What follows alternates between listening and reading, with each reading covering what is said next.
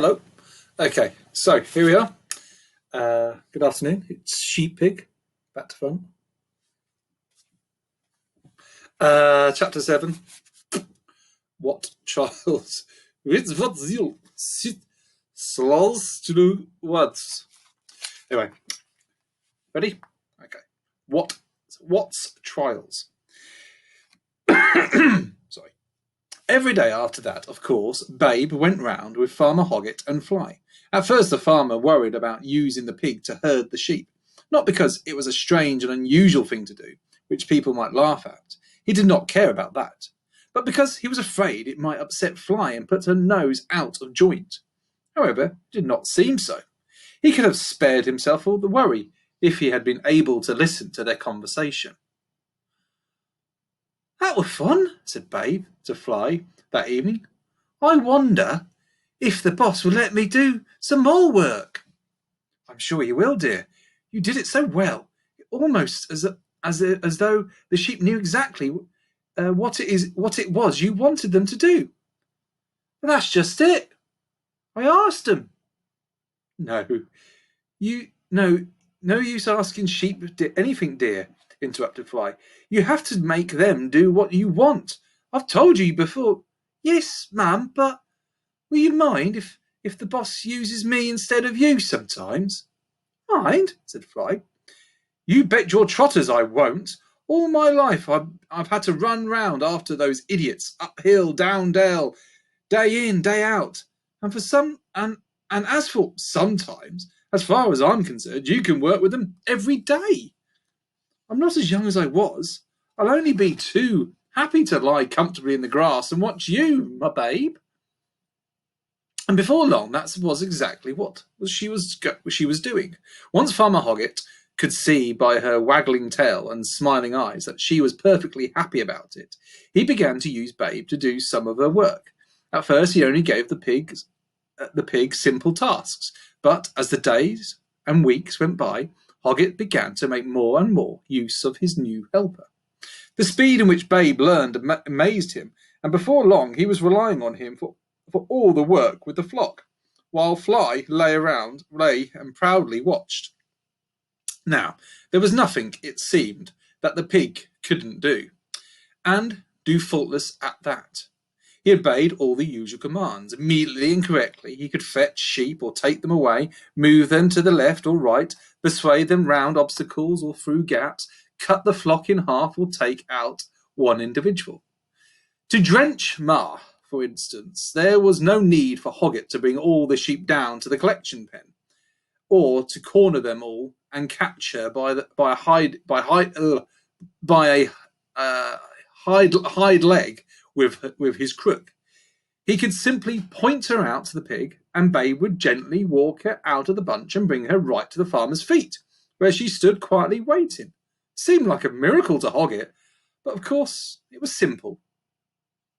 "Ma?" Yes, young'un? "The boss wants to give you some more medicine." "Oh, not that again.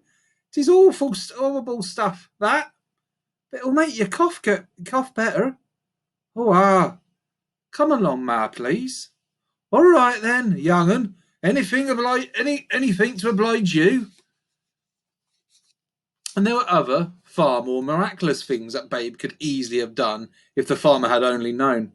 For example, when it was time for the ewes to be separated from their lambs, now almost as big, strong as their mothers, Farmer Hoggett behaved like any other shepherd and brought the whole flock down to the pens and took a lot of time and trouble to part them. If only he'd been able to explain things to Babe, how easy it could have been. "Dear ladies, will you please stay on the hill, if you be so kind?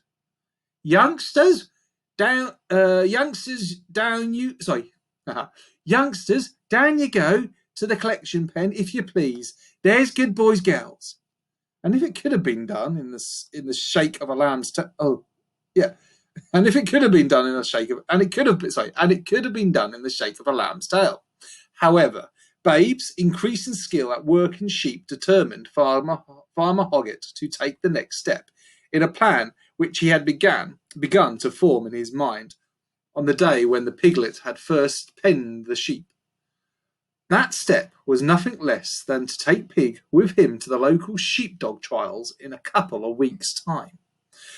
Only just to watch, of course, just so that he could have a look at well-trained dogs working a smaller number of sheep and see what they and their handlers were required to do. I'm daft, he thought, grinning to himself. He did not tell his wife. Before the day came, he put a collar on and lead on the Pig. He could not risk him running away in a strange place. He kept him on the lead all one morning, let him Fly do all the work as of old. He needed not have bothered. Babe would have stayed tight at the heel when told.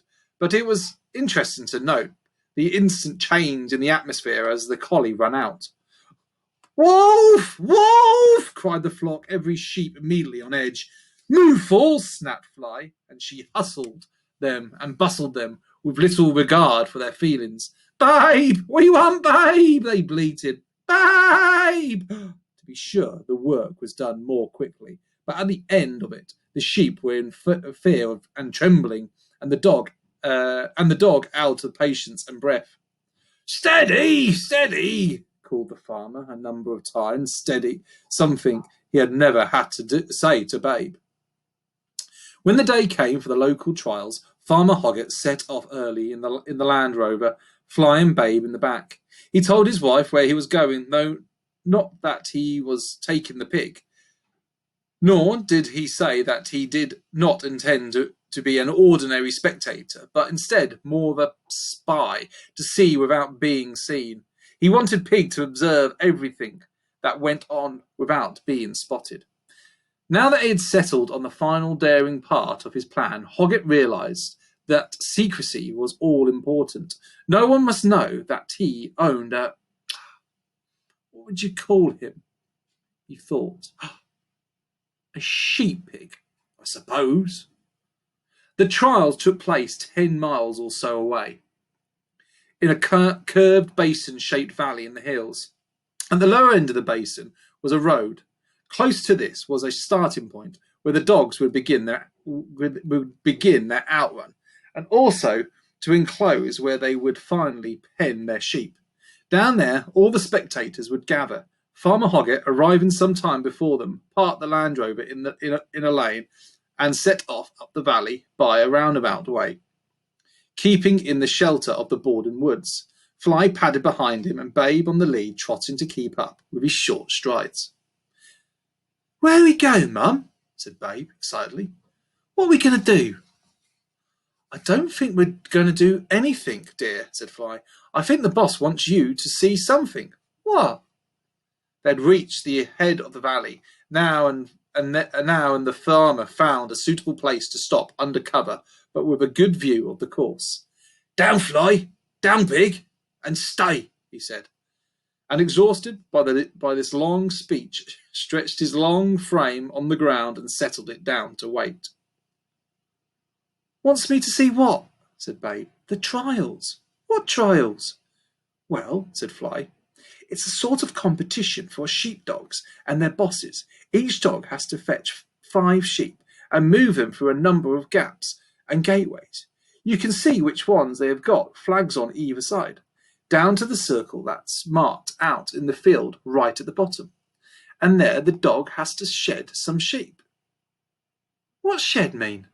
"Separate them out from the rest. The ones to be shed will have collars on. And then what?" "Then the dog has to gather them all again and pen them." "Is that all?" "It's not easy, dear. Not like moving that bunch of woolly fools or of ours up and down a field. It all has to be done quickly without any mistakes. You lose points if you make mistakes." "Have you ever been on a trial, Mum?" "Yes, here when I was younger." "Did you make any mistakes?" "Of course," said Fly. "Everyone does. It's very difficult working with a small number of strange sheep in a strange country. You'll see." By the end of the day, Babe had seen a great deal. The course was not an easy one, and the sheep were very different from those at home. They were fast and wild, and good though the dogs were, there were many mistakes made at the gate, in the shedding ring, at the final penning. Babe watched every run intently, and Hoggett watched Babe and Fly, watching them both. What's the boss up to? She thought as they drove home. He's surely never thinking that one day Babe might. No, he couldn't be. That's daft. Sheep pig indeed.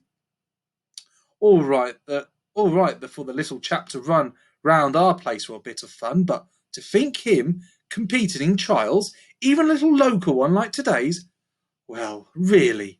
She remembered something he had said in his early duck herding days. I suppose you'd say, she'd remarked, that those dogs were just weren't polite enough. That's right, said Babe. Chapter 8, Omar. We'll have that one tomorrow. Okay? Enjoyed that? This reminds me when I was a kid. Sheep herding used to be on telly. You used to be able to watch sheep herding. I think it was on Channel 4. So watch some videos of it. It's quite interesting. Believe it or not. Yeah. Anyway, bye.